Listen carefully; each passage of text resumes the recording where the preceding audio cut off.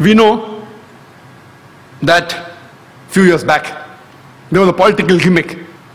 The BABRI Masjid and JANAM Bhooomi issue. You know, BABRI Masjid, JANAM Bhooomi issue in Ayodhya. I would like to know how many of us Muslims and Hindus knew about BABRI Masjid and JANAM Bhooomi before the politicians made it a gimmick.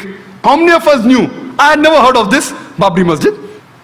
And when I asked the common Hindu, he had never heard of this. Only after the politicians made it a political gimmick, people knew about it. And we know on the 6th of December 1992, they wanted to have a big procession, a gathering at this site. The Supreme Court had explicitly said that no gathering anywhere close to the disputed site. A group of politicians, they make it a political gimmick of Ram Janmabhoomi issue and the BABRI Masjid issue. They want to gather on 6th of December. The ruling politicians know very well that they have the Supreme Court backing. They could have easily stopped the gathering, easily. But then they think, if I stop, I may lose vote. So they let the gathering take place. The gathering takes place, and then they say, spontaneously, the thousands of cars were gathered there. Spontaneously, the BABRI Masjid was destroyed, spontaneously. You know, there was live recording on the various satellite channels. We know that with trishuls and lathis, how can you get down a structure? Is it possible? No. They had planted explosives. With this pre-planned act, that planted explosives, anyone can see. You don't have to be a specialist of military. You can see it with your eyes. That explosive was planted, and that's how the structure came down. Can the structure come down with lathis and trishuls? Maybe George Bush saw this. 6th December 1992, that's how he had conducted the inside job of 11 September. Time does not permit me to speak about the inside job. That requires a lecture by itself. Inside job of 11 September. Many Americans have spoken about that. Maybe he saw it and he got the idea that let's conduct in New York also. Later on, what happens? This emerges into riots.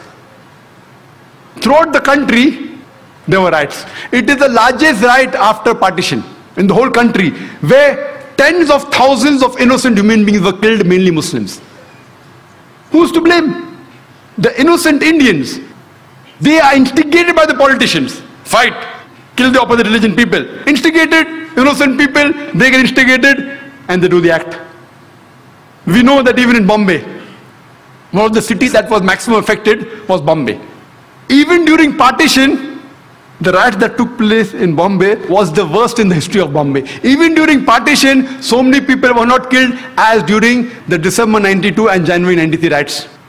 The police, if they wanted, they could have easily prevented the riot, very easy. With the backing of the reserve police, with the backing of the military, easily they could have done it, but they did not do it. Most of them were silent spectators. Some were good, they tried, but they were in a minority. Majority were silent spectators, some were party to it. I am aware that even the police is controlled by the politicians. So the police wants to do something, the politicians come in between. So the blame goes back to the politicians. Later on, the government appoints a single judge commission to appease the minority. And they appointed Justice Sri Krishna. It was famously called as the Sri Krishna Commission. And we know that Justice Sri Krishna, he was and is a devout and a practicing Hindu. But at the same time, he is an upright and honest judge. Just like how we have Justice Suresh here. An honest and an upright judge. The verdict he gave, it did not go down the throat of the government. It takes a few years. And he had analyzed the full cases of the riot. He spoke with the politicians, with the police. Individually, he visited 26 police stations, analyzed the records, spoke with the police officer, junior and senior, spoke with the victims, spoke with the media, and after a great deal of research, he presented, we have this damning verdict of Sri Krishna Commission. He even gave suggestions, how can we prevent these riots? But, you know, it takes time. By the time this happened, the government says bygones are bygones. Because they know if they implement the report, they are afraid that they will lose the vote bank. At that time, to appease the minority, they appointed the commission. How many commissions? I don't know. I don't know how many commissions have been implemented. I think Justice Suresh can tell. How many commissions that they appoint have really been implemented in India? How many?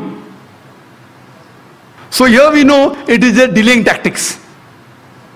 The innocent Indians, especially the Muslim victims, we have faith in the judiciary system of India. If the politicians betray us, if our other citizen fellow members betray us, if the police betrays us, in this country, we have yet faith in the judiciary system. And we know that finally, most of the innocent people, whether they are arrested, etc., they are finally released. But the damage done to them, it cannot be undone. Later on, we come to know, after a couple of months, on 12th of March 1993, there was a series of 13 bomb blasts in Bombay, in which more than 250 innocent citizens of Bombay were killed. More than 250 innocent human beings were killed. And more than 700 human beings were injured. The opposition said, oh, planned everything. Justice Shri Krishna said, it was not meticulously planned, it was a retaliation. More than 1,500 innocent Muslims killed in riots in Bombay. More than 1,500 innocent Muslims during the Bombay riots of December 92 and January 93 were killed. It was a retaliation. And the authorities and the police said it was done by Muslim underworld with the help of some others. That's how the bomb blast took place. And they say, all of them agreed, even the police commissioner, they agreed that it was a retaliation to what had happened in Bombay. We know that immediately after the riots of December 92 and January 93, it was difficult for the Muslims to walk on the streets. It was difficult for him to travel in the train, travel in the bus, to work in a non-Muslim area. They were looked down upon, they were ridiculed. Immediately after 12th March 93 bomb blast, those scenario changes. Most of the Muslims, they know that killing innocent people is prohibited. Yet, they had a soft corner for these people who did the bomb blast. They were happy internally. In Islam, two wrongs don't make a right. Islam condemns this act. Killing innocent human being is to be condemned. You cannot kill innocent human being if somebody else has done injustice to you. You can't kill a third person even if you belong to the same community. Islam prohibits that. Whoever did it, whether Muslims or non-Muslims, whoever killed more than 250 innocent human beings on 12th March 1993, Islam condemns it. Most of the Muslims knew that killing innocent people is haram, it is prohibited, yet they were internally happy. But you cannot use wrong means to reach a right goal. You cannot. Islam does not permit that you use the wrong method to reach a right goal. There cannot be any justification.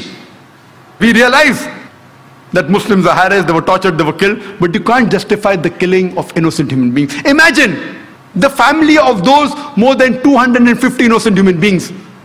When they come to know that the Muslims have killed us, they will think, what kind of religion is this? What wrong did they do? Did they harass you? The person who has harassed you, if you catch him and put him to trial and he is a culprit and you punish him, no problem. All religions will give you permission. The innocent people killed on the street, what wrong they did to you? Imagine he will become a permanent enemy of Islam. Islam does not justify the killing of any innocent human being. It is to be condemned. When we realize the chain of sequence of events, who is to be blamed? We come to know that prevention is better than cure.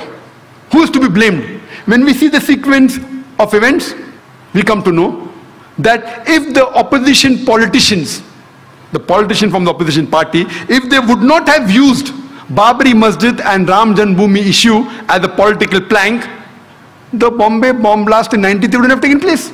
Later on, the politicians in power, they could have easily prevented the gathering. They could have easily prevented the destruction of the BABRI Masjid. Easily. They had the Supreme Court verdict. They had the military, they had the police, but they were afraid that if we do it, we'll lose vote bank, so they let the destruction take place. Second people responsible are the politicians in power. Third people, the innocent Indians, they are instigated against the minority. And they involve in killing of thousands of innocent Muslims. They are too responsible. But they are innocent people. Fourth people responsible is the police. The police could have easily prevented the riots in Bombay or anywhere in India, easily. The normal civilians, we are military trained. We cannot fight with the police. It's easy. It's very easy for the police of any city, especially Bombay, to prevent the riots. Very easy. Preventing terrorist attacks is difficult. I'll come to it later on. But riots is very easy. Easy. But they didn't do it. Some were afraid. There were a few who went out of the way and helped the innocent victims. But the majority were silent spectators. Some even were party to it. Some who were silent spectators, they were afraid that if we went against the politician, we would have been transferred. They too are to be blamed. Fourth people to be blamed are the police. Fifth, last but not the least, the people who committed this bomb blast. Islam does not give permission to use wrong means to reach the right goal. All five categories are to be equally blamed. If you want to stop terrorist attacks, go to the root cause. Stop the injustice. Stop the wrong done to a particular group of people and terrorism will stop.